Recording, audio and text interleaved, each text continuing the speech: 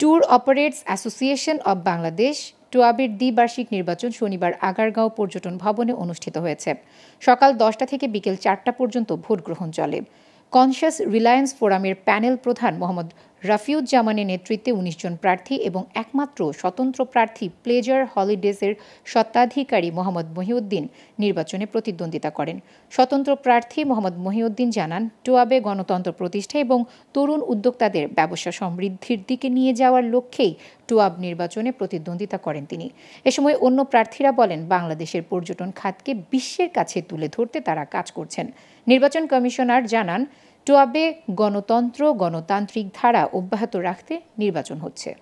বিদেশি পর্যটকদের বাংলাদেশে আনয়নের ক্ষেত্রে টুয়াবের অবদান অনস্বীকার্য। টুয়াবের গণতান্ত্রিক ধারাবাহিকতায় এটা নির্ধারিত সময়ে নির্বাচন হচ্ছে। আমি মনে করি আমি আমার জায়গা থেকে সফল। আমি ভোটারদেরকে এই নির্বাচনমুখী করতে পেরেছি এবং ভোটারদের গণতান্ত্রিক প্রক্রিয়া সেটি আমি করতে পেরেছি। এই নির্বাচন উপলক্ষে এক অপরের সাথে যে দেখা সাক্ষাৎ হচ্ছে, এতে করে আমার মনে হয় যে সবার মধ্যে একটা সুন্দর মিলন মেলাও তৈরি হয়েছে।